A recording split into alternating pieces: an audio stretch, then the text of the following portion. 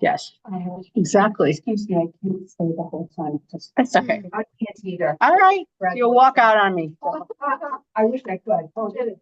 Okay. Okay. Copies for everybody. Yeah, make copies. I don't know today, but Well, the meeting I think ran later than they expected. no. But, I mean, we have other people on Zoom, but Oh, on Zoom.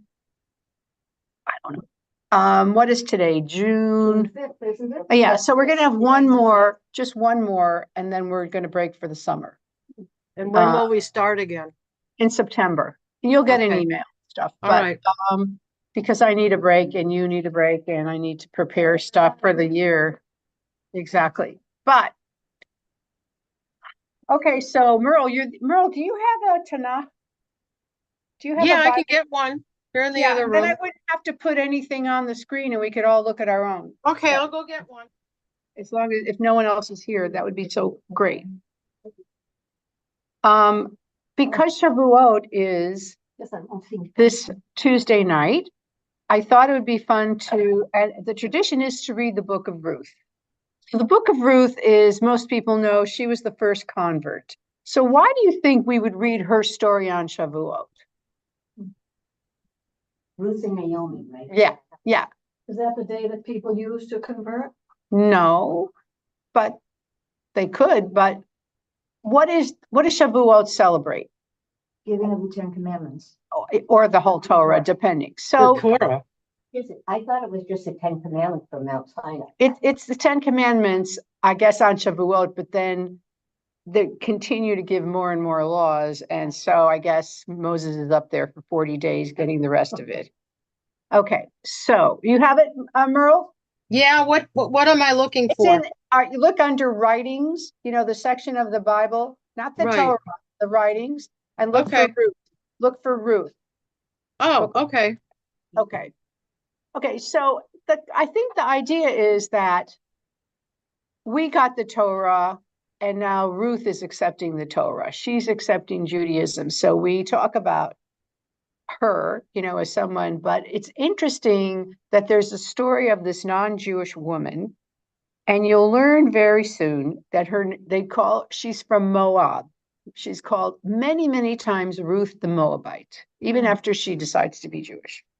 And there's this theory that's pretty accepted that you probably don't know, but after the destruction of the first temple, which was in 586 BCE, it was by Babylonia. Babylonia today would be Iraq. Right. Okay.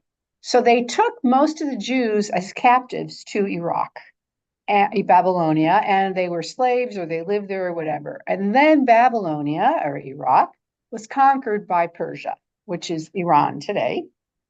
And the king, Darius the Great, said to the Jews, you can go back to your land. You can go back and rebuild your temple. It was about 75 years later. And actually, some of them did not go back because if you did any research on Babylonia, it was beautiful. It was a very cultured, beautiful place. The Hanging Gardens were very famous. It was a very high-level place, and a lot of Jews. Yes, exactly. And a lot of Jews did not a lot. Some Jews did not go back, and they established a very good community there. And the Babylonian, they established a seminary, like a yeshiva there. And the Babylonian Talmud, that's the one we use, was written in Babylonia. There's a Jerusalem Talmud and a Babylonian Talmud, but we go by the Babylonian one, which is considered superior. And there were Jews living in Babylonia or Iraq until 1950. Really? You say that were they not allowed to leave before that? No, they loved it there. No, but you said that the king gave them permission to leave, right? Yes, before they were not allowed. They were not allowed. And then the new king, because why not go back and pay taxes? That was the reason. It was an economic reason. Here we have this land. It's kind of like falling apart. There's not a lot of population. Send the Jews back. They'll build it up. They'll build their temple. They'll pay me taxes. It's better for us.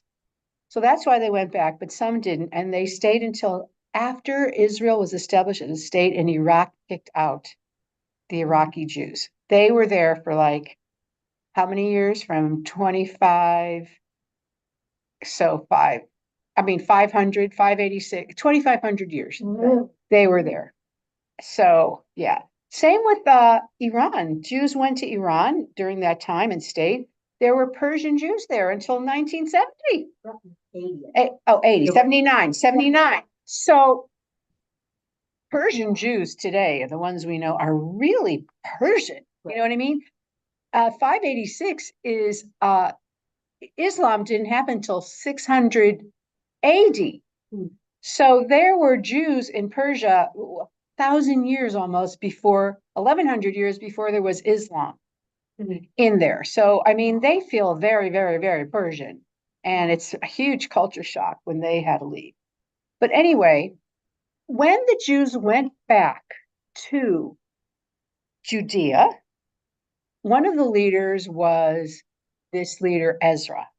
And actually, in the Bible, there's the book of Ezra. And Ezra was the one who actually gathered the people together and he read the Torah to them. And that's when they kind of started to become following Judaism. But the idea of reading Torah every week or whatever started with Ezra reading the Torah to the Jews who came back.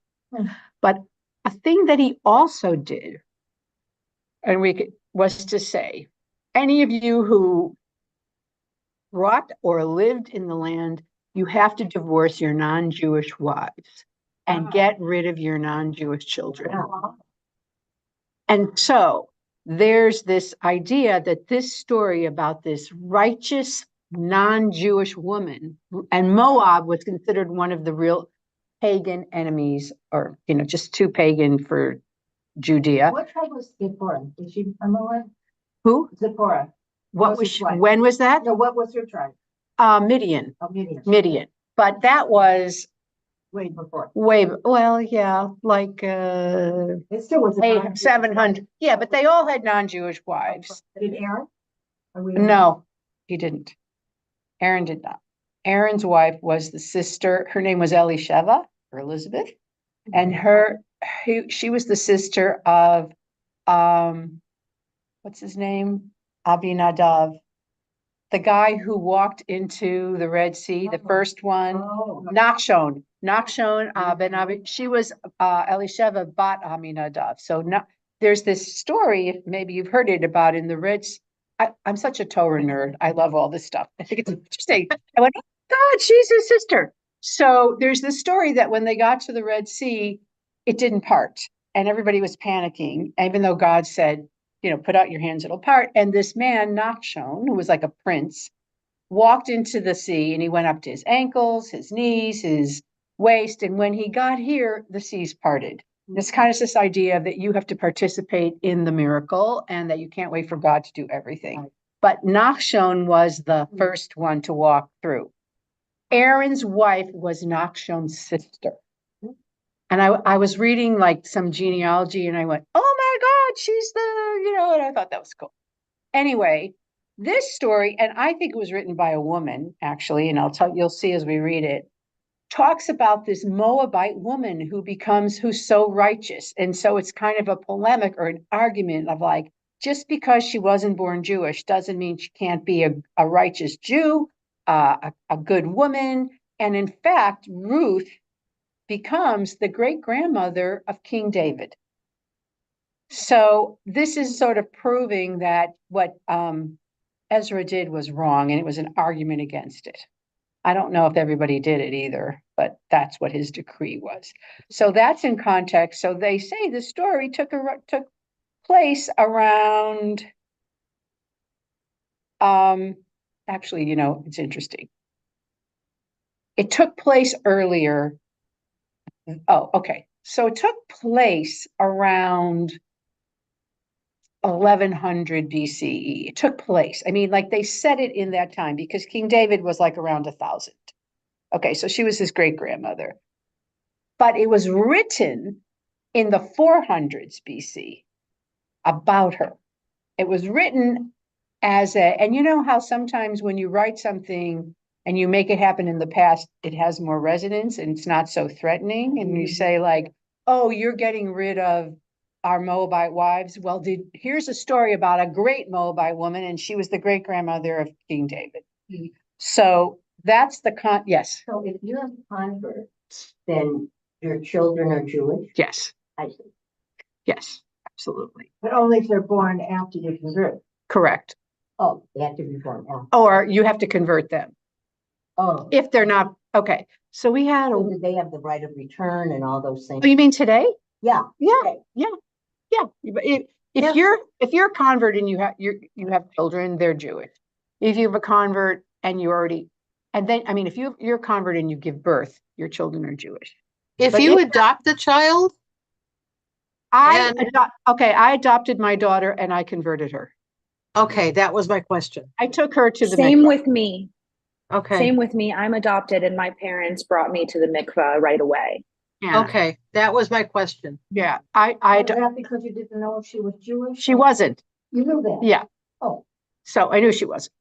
Because most Russian Jews don't give up their children. She was at an orphanage in Russia, Oh, So I brought her here and then I took her to the mikvah when she was about 2 years old. wow. So, okay, so,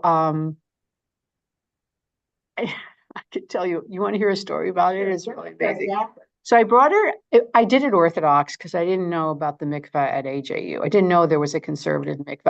I didn't live here that long. I just didn't know about it. So I went and I had to fill out a 40-page conversion Wow. document about, Were you already a rabbi? No. no. Because she was, okay, so I get to the mikvah, it's 3 men, it's the Orthodox mikvah on Pico, and one of the men, what was this old rabbi, he knew about me, he says, oh yeah, and the second one was like, I don't care. And the third one was like, wait a minute. You're Jewish, yes. You're not married, yes. You're single, yes. There's no father, yes. There's no husband, yes. What do you think about premarital sex?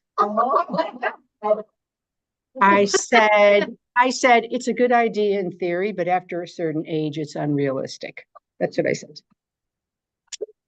Are you going to keep kosher? I said, I'm vegetarian. Then he said, what was the other one? Are you Shomer Shabbos? He said, yes, in my heart. I had in my way. Yes. Oh, here's Helen. What was Okay. the question? Are you observing the Sabbath? Okay. And he says, I have a question for you. In the Torah, it's written. Okay, so the first rabbi said, oh, she knows a lot. She knows a lot. But he goes, in the Torah, it's written, in the first part, it says, fear your mother and father. And in the second part, it says, love your mother and father. Why? Why is that different? It doesn't Yeah. say honor, but fear. Honor and fear And or it's respect. in the same way of fear of God. Awe. Yeah, be in awe. And then, but he says, it was something like that. Like there's 2 different ways. Why? Or it was fear God. You're not Maybe it's like fear God, maybe it's fear God and love God. In this book, it says fear God. In this one, it says love God. And I said, okay, so here my thinking was, well, first of all, I said, I'm not sure, but I think it's because of the golden calf. And he goes, oh my God, she really knows. Oh my God, she's okay, we can do it. And that was before you became a rabbi. What? Before. That was And the before you reason became I a was rabbi. yeah. The reason was I thought fearing God didn't work because they built an idol. But maybe loving God, they thought they would feel closer to God. So that was my thinking in 1 second. I went, okay, they didn't. And so I said, and I think it's because, and I said, I think it's because they were like, she knows more than some rabbis. She knows more than some people. That's what they did to me. And I had like 5 friends there going, what are they doing to her? It's her baby. But anyway, that was. Adopting has nothing to do with sex. Well, it was me, the mother. What kind of, I Yeah, know. Single and gave birth to a baby, he may have asked about sex. Right. But the fact that you adopted. I'm just telling you, he wanted to like find an obstacle, or he was very suspicious, but he couldn't even understand that I was a single mother. You're not married. There's no husband. You're never married. Correct. It was. Where'd that baby come from? Well, I said, he knew, but anyway. So you could see. So anyway, so now we're going to look at the book of Ruth. And I believe that this book was written by a woman, and I'll tell you why as we go along. So, Doris, why don't you start? First page. Yeah. You're reading ahead?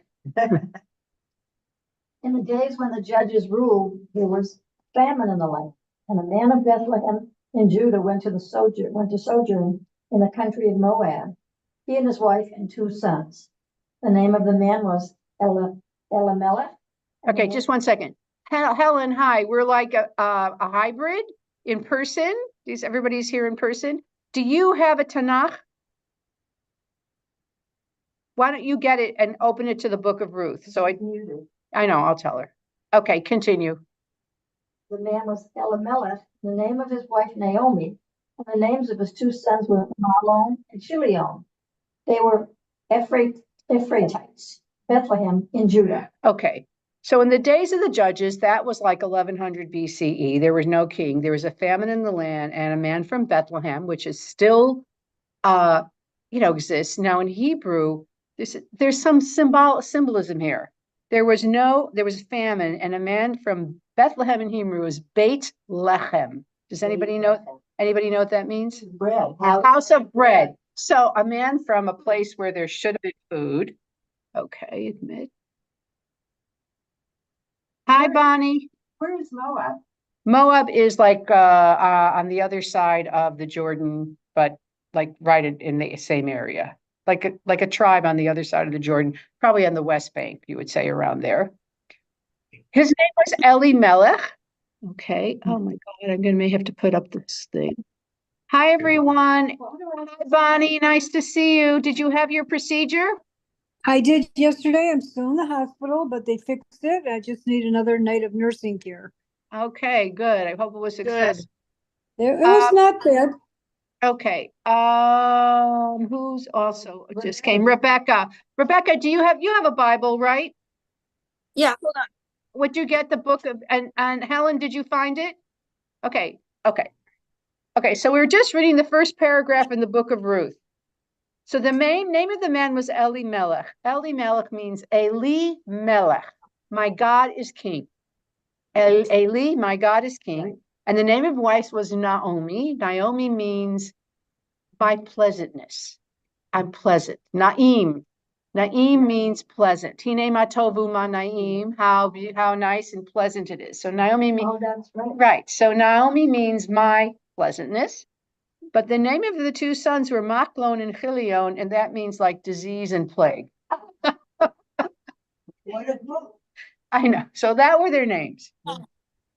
And they were Ephraimites, means they were from the tribe of Ephraim in Bethlehem in Judah. Okay, so part of the land was called Judah and part of it was Israel, but this was in Judah. Okay, and the tribe of Judah is where we're all from, and that's why we're called Jews. Oh. We're all from Judah. Because the rest, you've heard of the 10 lost tribes? They were all destroyed.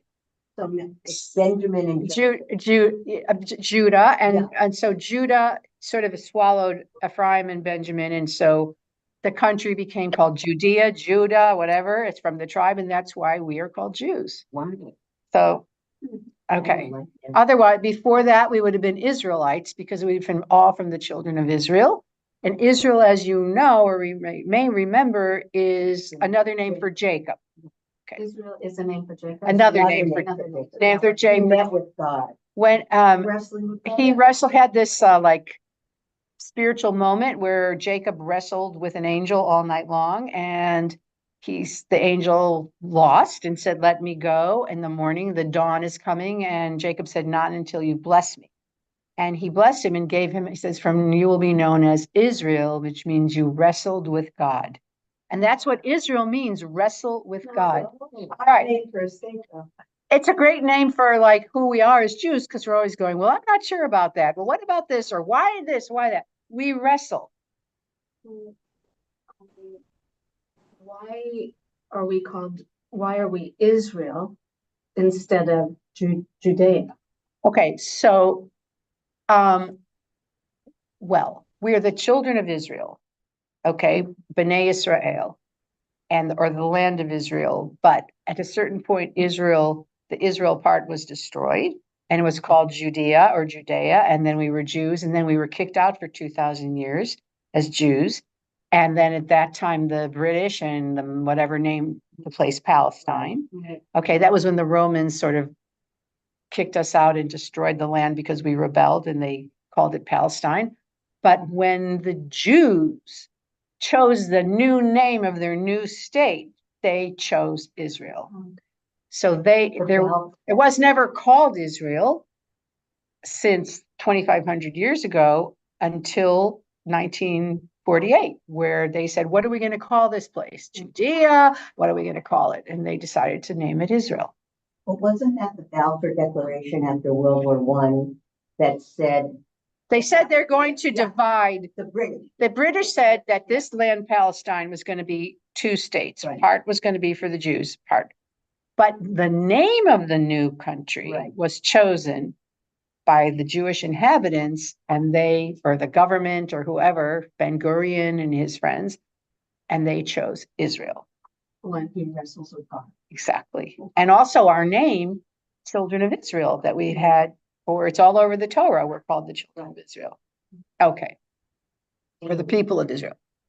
Okay, so they were so they went where? So do you want to read? They went into the country of Moab. They went into the country of Moab, lay there, but Elimelech, Elimelech, the husband of Naomi, died, and she was left with her two sons. okay, so she was a widow and she had her two sons. Talk a little louder for the people on Zoom. These took Moabite wives.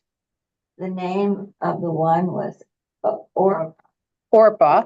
and the name of the other Ruth. Okay, so Orpah means the back of your neck.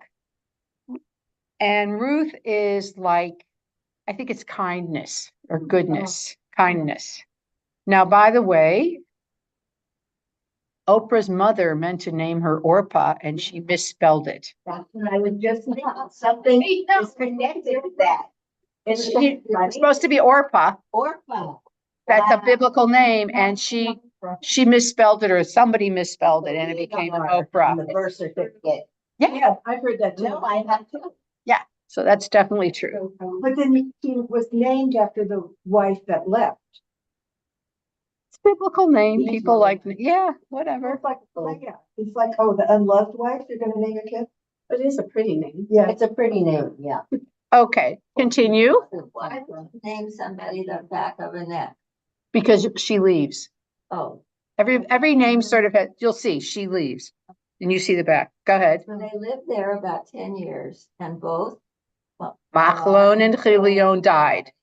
So that the woman was left without her two sons and her husband. Okay, so they lived there for 10 years. Her husband died, her sons died, disease and plague died.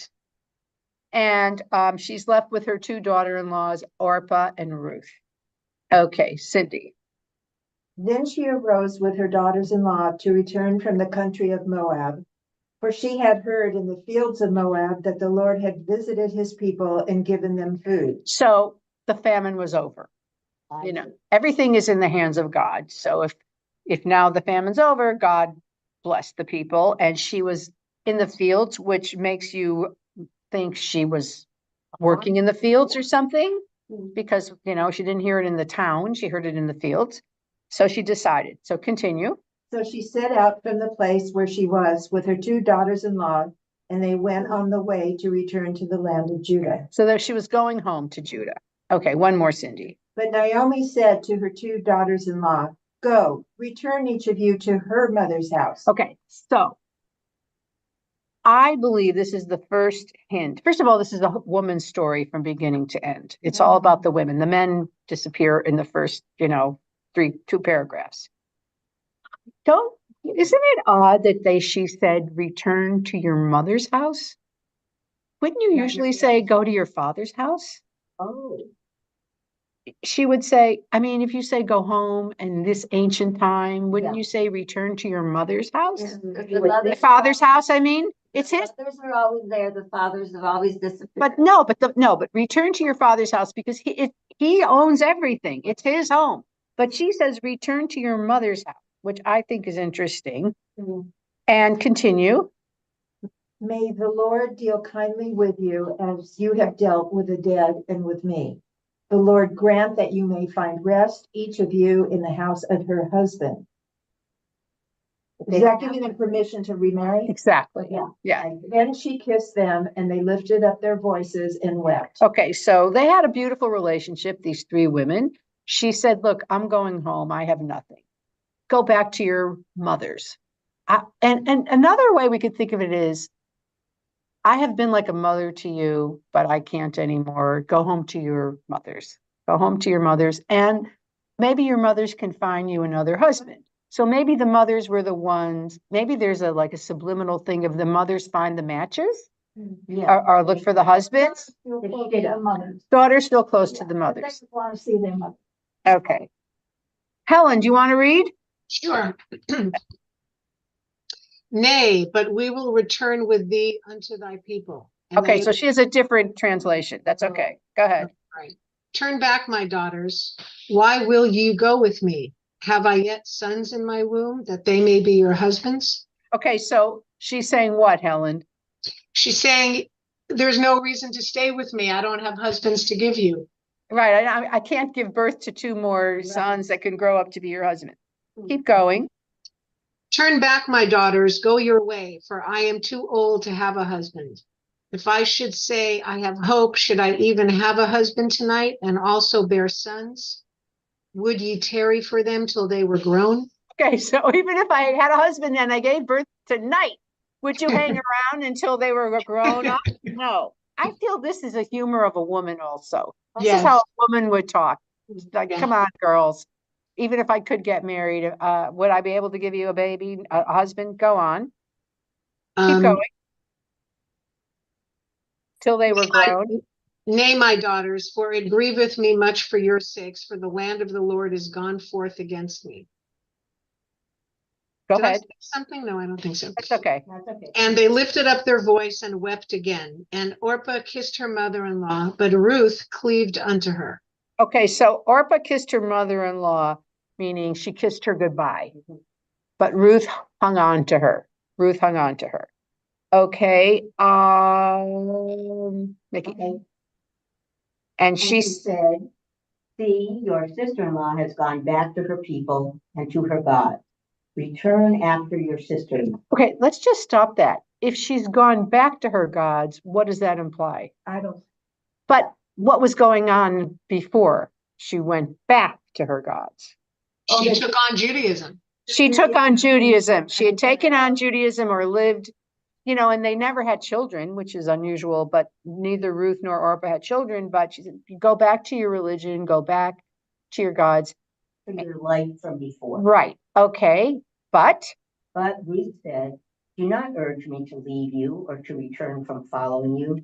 For where you go, I will go. There's a song like that, right? Whether this is it. It's from here. For where you go, I will go, and where you lodge, I will lodge. Your people shall be my people, and your God my God. Where you die, I will die, and there will I be buried. May the Lord do so to me, and more also, if anything but death parts me from you. So this is the famous declaration of, I want to be Jewish. I want to be your daughter, your God, your people, your land. I'll be buried with you. And if may God hurt me if I don't follow this. It's like this commitment.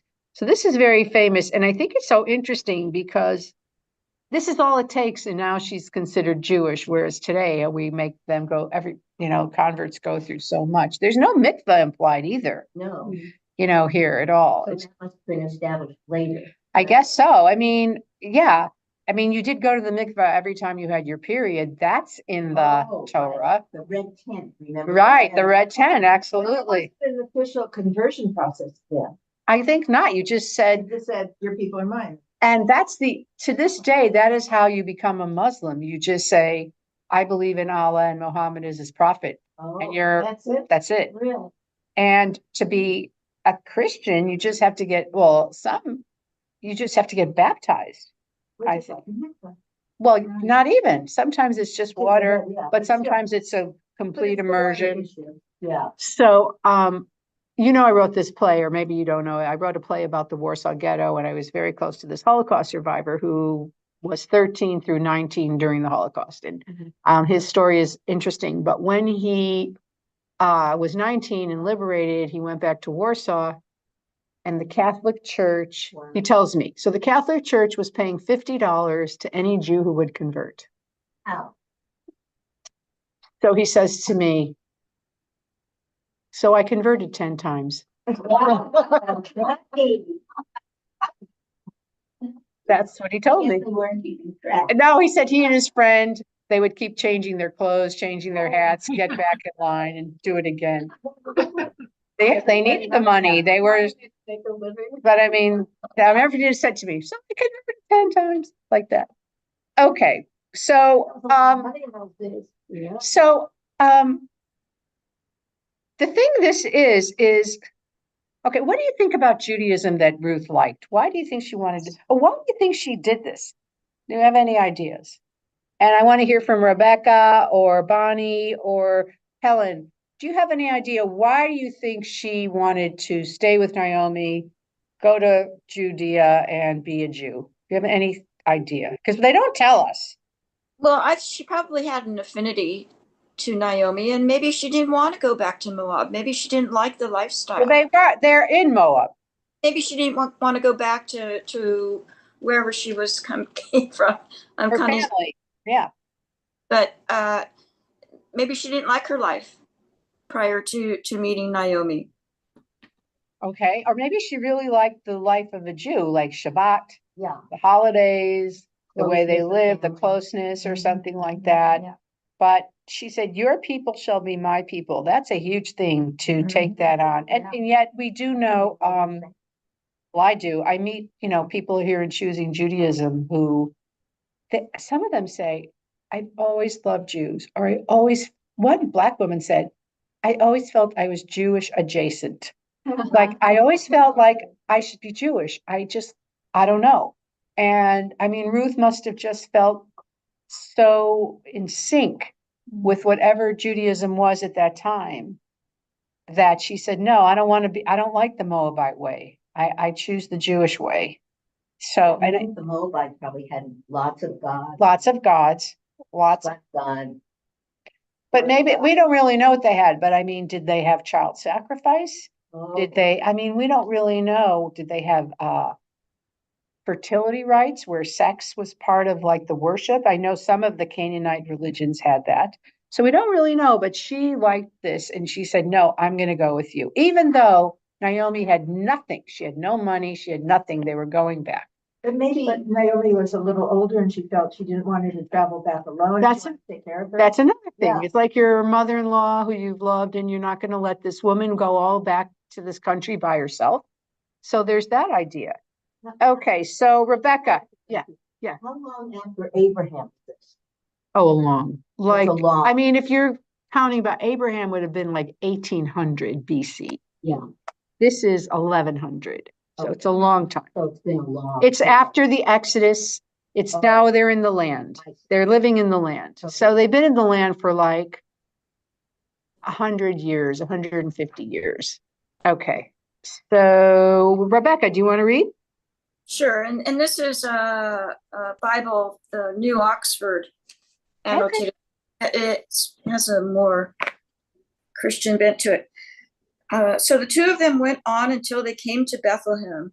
And when they came to Bethlehem. Wait. Do you have, and when Naomi saw that she was determined to go, she said no more. Do you have that? Verse 18. Verse Okay. 18. And Naomi saw that she was determined to go with her. She said no more. So the two of them went on until they came to Bethlehem. And when they came to Bethlehem, the whole town was stirred because of them. And the women said, is this Naomi? She Okay, said, so again, let's stop. They talk about the whole town. And actually, in Hebrew, when they talk about the whole town being stirred, it's in the feminine plural. The whole town were the women. It's not in the masculine. You can't see it in English, but in Hebrew, there's plural feminine. It's plural feminine, the whole town. And the women said, is this Naomi? So meaning, oh my God, you've been gone for 10 years and you're coming back? So she was known in Bethlehem, but it's all about the women in the town. The men are not even important for a while here. So that's again why I think this is from a woman's point of view. Okay, one more, Rebecca.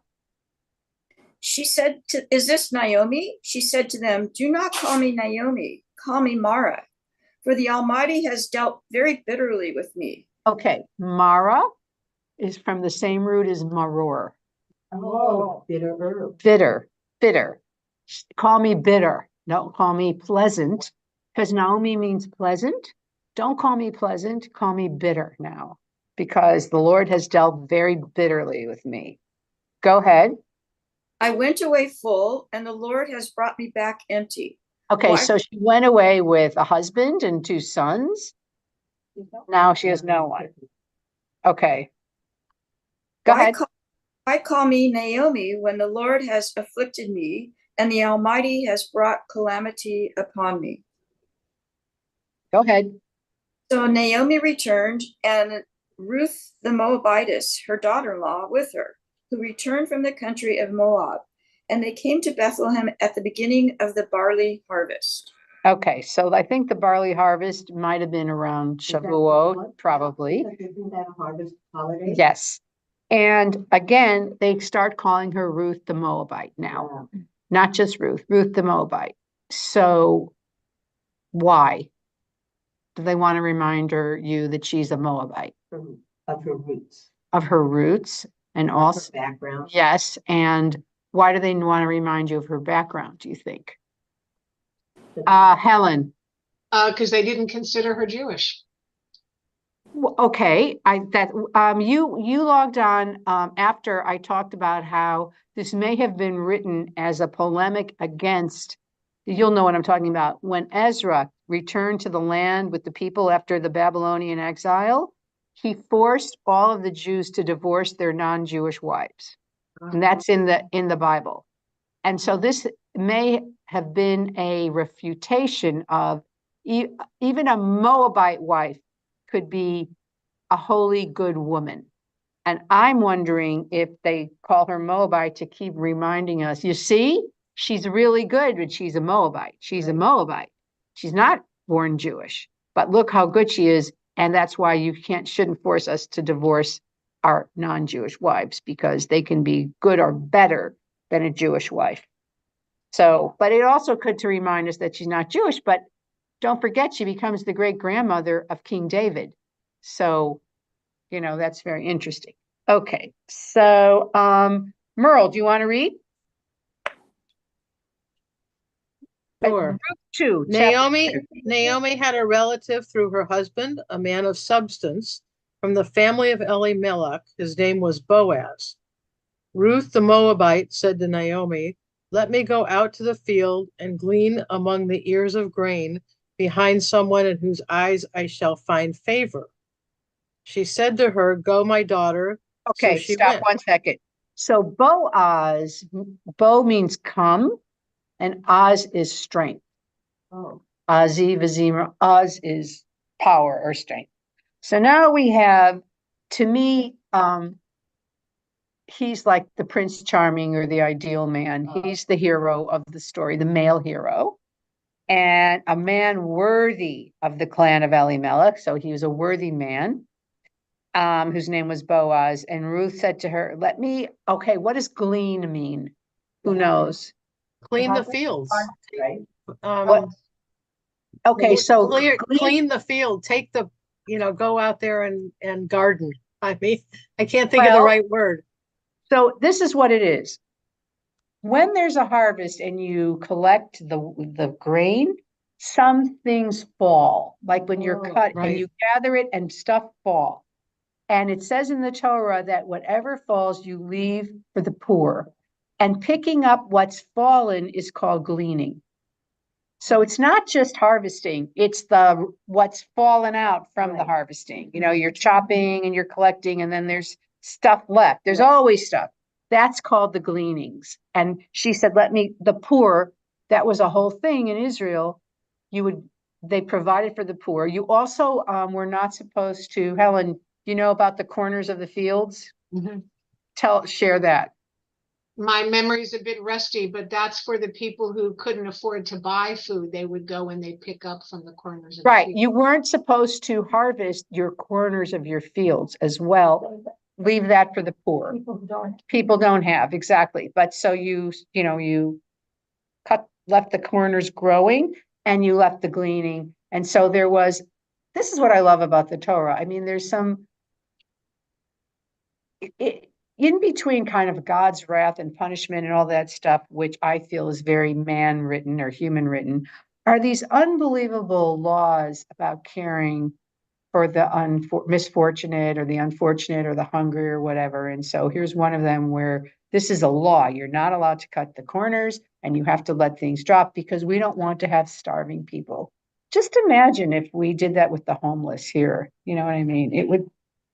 Okay. Always cared for the people. That was. That's so she said, go, my daughter, and go do that. And she calls her daughter. Notice that. Yeah. She calls her daughter. Ruth the Moabite, the non-Jew. Yeah. Hello, readers. Naomi considers her like a daughter. Okay, so one more. Okay, Merle. She came and gleaned the field behind the harvesters, and her fate made her happen upon a parcel of land belonging to Boaz, who was the family of Elimelech. Behold, Boaz arrived from Bethlehem. She said to harvesters, Hashem be with you. And they answered him, may Hashem bless you. Okay, Boaz so then, just a second, stop. So that was like a greeting. Like, I don't know if you know, like a really old greeting is Shalom Aleichem. It means peace to you. And the answer is Aleichem Shalom. Alech to you be peace. That's like a thing that Jews did. Isn't that what the Muslims do now? Salam alaikum, alaikum Yeah. salam. Well, we have it in Judaism also. Oh. So, But we don't. okay, so Boaz, he was this, rich man who lived in the town, and he came out to his fields and he saw the poor people and he blessed you. He said, Yevarechecha, Baruch Hashem, blessed be you, Baruch haba, blessed are you. And they said, God bless you. Okay, so Doris, then Boaz said To his young man who was in charge of the reapers, whose young woman is this? okay, so he noted, did you always imagine her as being beautiful? Yeah, I saw her. He spotted her. And yeah, and what do you think she looked like? Because I have this weird image in my head. Probably very attractive. I see her having dark hair, right? Long Dark hair, dark eyes, beautiful skin, pretty. Like, how old do you think? She had sons. Maybe she was. Well, she was married for 10 years, don't forget. 10 years. She was at least 40 or 25. I would say I'd say 30s or late 30s. sons. Late? No, that's not the mother. This is the daughter-in-law. Oh, when did they get married at that age, in that time? Late teens. Like 15 or 16? About You know, 30, yeah. She had 25 or 28 or something like that, I think. Okay. All right. So he said, well, who is that? Okay. Doris. Yeah, And the servant said, that servant who was in charge of the reapers answered, she is the young Moabite woman who came back with Naomi from the country of Moab. so everybody knew who she was already, because this is the women, everybody knew about this girl. Okay. She said, please let me glean and gather among the sheaves after the reapers. So she came, and she has continued from early morning until now, except for a short rest. So she came early this morning, like by 7 o'clock, and she's been walking through the fields, picking up with everybody else. Okay. One more. Go ahead. Then Boaz said to Ruth, now listen, my daughter, do not go to glean in another field or leave this one, but keep close to my young woman. Let your eyes be on the field that they are reaping, and go after them. Have I not charged the young men not to touch you? And when you are thirsty, go to the vessels and drink what the young men have drawn. Okay, so first of all, he calls her my daughter, so that implies he's somewhat older, right? Right. Like if she's close to 30, how old do you think he is? 60. 60. That's But interesting. that's probably old. Yeah, 60. That's interesting. 40, 55. 40. We don't know. Right. But I like that you say 60 or 55 or whatever. He's like older. Yeah. And what's he telling her? What's he telling her? Anybody here? Fertility, but Okay, Helen. That she's not limited to the corners of the field. She doesn't need to go elsewhere. She should pick and harvest what he owns, his land. Okay, and what else is he telling her to do? Something about the young men. What about him? That he cautioned Knowing them. young men and young women, what do you think he's saying? He cautioned the young men to stay away from her. Yeah, he says, stay with my women, the women from, Right. you know, my workers or whatever. And have I not charged the young men not to touch you? In other words, you know what I always say? I say it a zillion times. They don't tell you not to do something unless you are doing it, oh, right? They don't tell you not to do something unless you're doing it and it's wrong. So the young men probably sexually harassed the young women who gleaned by themselves. And we know, like in the Bible, the girls at the well were always being harassed by the shepherds. They were isolated. Yeah, but they would come after them and, you know, touch them or, well, it could be a meeting place. Also could be a place like, oh, hello, honey, you know, come on and lie down with me or whatever. Oh, I like your ass. I like your this. I mean, who knows? So he said, in my fields, the men respect the girls. So you can safely glean in my field. So stay here. And also, he's very nice. He puts out water for these people. If you're thirsty, go take some water because it's hot. It's hot out there. Okay. So then, okay, Cindy. Then she fell on her face, bowing to the ground, and said to him, why have I found favor in your eyes that you should take notice of me, since I am a foreigner? So falling on your face is really like just going, you know, bowing your head in respect and saying, I'm not even a Jew. I mean, I wasn't born a Jew and you're being so nice to me. Why are you so kind to me? Go ahead. But Boaz answered her, all that you have done for your mother-in-law since the death of your husband has been fully told to me, and how you left your father and mother and your native land and came to a people that you did not know before. The Lord repay you for what you have done, and a full reward be given you by the Lord, the God of Israel, under whose wings you have come to take refuge. So beautiful. yeah. So, okay. So again, it's like this Moabite stranger is such a kind, righteous person, and that everybody knows about her. And she's taking care of Naomi. Who's not with Naomi? Oh, that's her Moabite daughter-in-law who brings her food, who takes care of her or whatever. I imagine Naomi is like 60s or early 70s or something like that. I don't know. So he's very impressed with her. First of all, she's beautiful.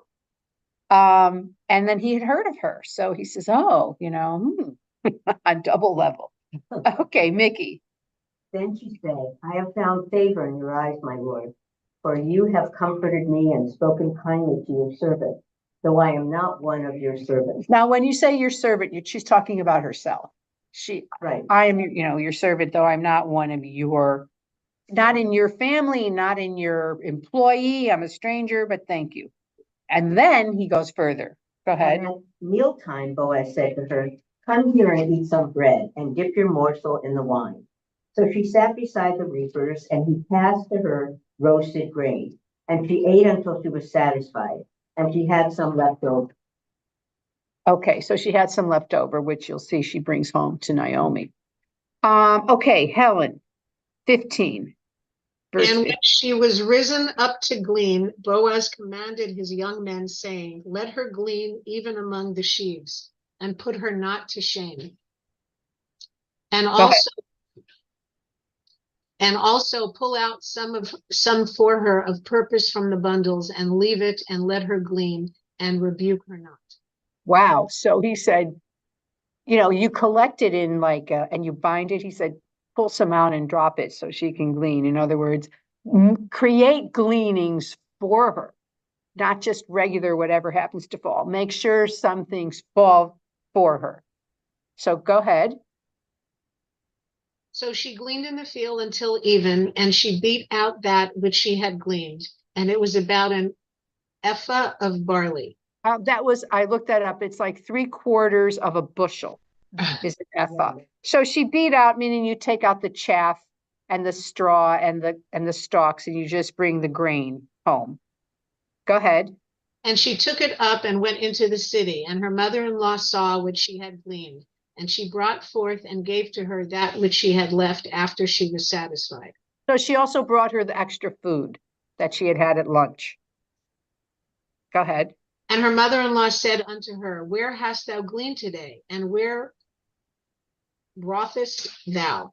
Okay, in English, it's where have you, in this English, where have you worked? Keep going. Blessed be he that did take knowledge of thee. And Okay. Okay. Okay, yeah, okay, continue. And she told her mother-in-law with whom she had wrought, and said, The man's name with whom I wrought today is Boaz. And Naomi said unto her daughter-in-law, Blessed be he of the Lord, who hath not left off his kindness to the living and to the dead. And Naomi said unto her, The man is nigh of kin unto us, one of our near kinsmen. Okay, so the man is a close relative of ours. We have one of our redeemers, a kinsman. Our kinsman, a redeemer. Okay, so in the Torah, it talks about if a woman dies, if a woman's husband dies and she has no children, it should be the husband's brother or closest relative has to marry her and give her a child, and that child is considered the first child, the son of the dead husband. In other words, to carry on this dead husband's name, but also like his property. You know what I mean? Like when the Israelites came into Israel, if you remember, or you read at the end of the Torah, every person, every family got a portion of land. It was your property. Everybody got land. And there's this famous story about the daughters of Zelophehad. Does anybody remember that story? The daughters of Zelophehad? There are 5 daughters, no sons, and they argued that they should get some inheritance, and they won. Yes, they were 5. They said, we're 5 sisters. We don't have a brother. Our father is dead, but we should get some land too. And Moses didn't even know what to do. So he prayed to God, and God said, they're right. And they have a Mary within their tribe, though. Yes, well, that was later. So then they said, you're right. Let them have their inheritance. Then the men of the tribe, it's like, it would be like, we're assigned to California. Okay, in each family, like you get Pico Robertson and you get Beverly Hills, but it's just land. There's nothing on it yet. So everybody gets a section. So then these girls got a portion in California. It was in, I can't remember which place, or maybe they don't say. But then I can't remember, Zebulun or something. Anyway, then the men of that tribe came and said, well, if they marry a man from another tribe, they'll inherit their land. It'll go to those sons of that, and then they'll be non-inhabitants of our tribe. So then they made a rule that the girls had to marry men from the tribe. But I mean, it's a huge choice, but even so, I thought it was interesting. That was their big concern. Oh my God, we don't want anybody getting any of our land. Okay. I want to get to, and then what? Okay, we have 5 minutes. Then Ruth says, Ruth tells her how he watched out for her and didn't let her get assaulted. She says, it is good, my daughter, that you go out with these young women, lest in another field you be assaulted. Keep close. In other words, you could be raped, is the assaulted. You could be raped when you're out gleaning. So, okay, but I want to get to number 3, because this is to me the big thing, the seduction. So, Merle, why don't you read? Then Naomi, her mother-in-law, said to her, 3. Naomi said to her daughter-in-law, Blessed is he to Hashem. No, keep going down. Skip to chapter 3. Oh, okay. Naomi, her mother-in-law, said to her, My daughter, I must seek security for you, that it may go well with you. Now Boaz, our relative, with whose maidens you have been, will be winnowing barley tonight on the threshing floor. Therefore, bathe and anoint yourself, don your finery, and go down to the threshing floor, but do not make yourself known to the men until he has finished eating and drinking. And when he lies down, note the place where he lies and go over, uncovering his feet and lie down. He will tell you what you are to do. She replied, all that you say to me, I will do. Okay, what's the plot? What's the plot? To go have sex, uncover the fetus. To Go have sex with him. Yeah. Okay, first she says, bathe yourself, put perfume on, anoint yourself, put your cloak on, look really pretty, and go to the threshing floor, but don't make yourself known. But don't until he's finished eating and drinking. Why? Why eating and drinking? Because he knows what he's doing. He wants him to be full, so that. Full and drunk a little, but tired a little, then when he lies down, observe where he's lying, okay, so I also think Sukkot was like this. I think when you were harvesting, you slept in the fields. You know what I mean? It was too far to go back and forth. You worked all night. There were these tents or sukkahs. I honestly think that's where the sukkah idea came from. And you slept there in cots or sleeping bags or whatever. And then you got up and you stayed there for a week. And then you came home. So she's saying he's going to lie there. He's going to be in the field. He'll be in some enclosure. Then go and uncover his feet. So that is an expression for having sex. Oh. Or uncover his genitals. Oh. And lie down, and he will tell you what to do. Okay, she's had sex, but she's an experienced woman. She had a husband. Don't forget, she's not a virgin or anything. Oh. But I mean, I also feel like this is like a woman's instructions of what to do. Go there, look good, smell good, wait till he's sad, and go in. Okay. Rebecca, verse 6. And let me find it. So she went down to the threshing floor and did just as her mother-in-law had told her. And when Boaz had eaten and drunk, and his heart was merry, he went to lie down at the end of the heap of grain. Then she came softly and uncovered his feet and lay down. Okay, so he was in a good mood. That was another reason. Really, eaten well, drunk well. Go on. At midnight, the man was startled and turned over, and behold, a woman lay at his feet. He said, "Who are you?" And she answered, "I am Ruth, your maidservant. Spread your skirt over your maidservant, for you are next of kin." And he said, May you be blessed by the Lord, my daughter. You have made this last kindness greater than the first, and that you have not gone after a young man, whether poor or rich. So, okay, so what did he say? He was thrilled. I like that she had chosen him. And she said, you're kinsman, so you're next, you could marry me. You can marry me and, give me a child and redeem me and whatever. You're a redeemer, you're next of kin. And he blesses her and said, oh my God, thank you. Oh, that's wonderful. Okay, go ahead. One more. And now, my daughter, do not fear. I will do for you all that you ask, for all my fellow townsmen know that you are a woman of worth. And now it is true that I am a near kinsman, yet there is a kinsman nearer than I. Remain this night, and in the morning, if he will do the part of the next of kin for you, well, let him do it. But if he's not willing to do the part of the next of kin for you, then, as the Lord lives, I will do the part of the next kin for you. Lie down until morning. So we have the word redeem, but it's the act. The redeeming is being the next of kin and marrying you, taking you as a wife. Okay. So I think it's interesting. He says there's somebody closer in relation. So he really has first dibs on you, is what he's saying. He has first dibs. But stay overnight anyway. Stay anyway.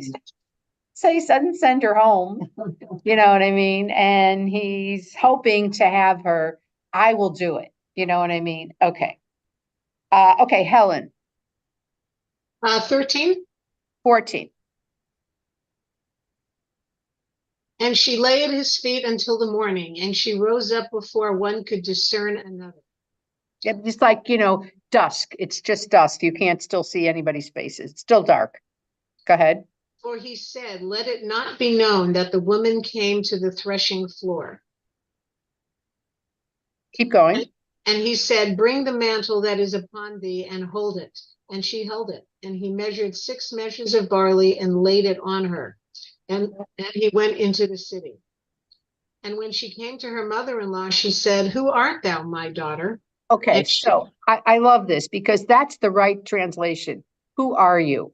Not how did you fare, which is what we have. First of all, he gave, and I know it's after 1, so we have to stop, but he filled her with barley. He gave her barley, and sometimes it says barley, sometimes it says seeds. It's really seeds. So did he give her his seed, his sperm?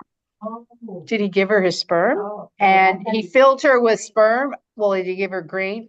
And then she says, who are you? Are you Mrs. Boaz now?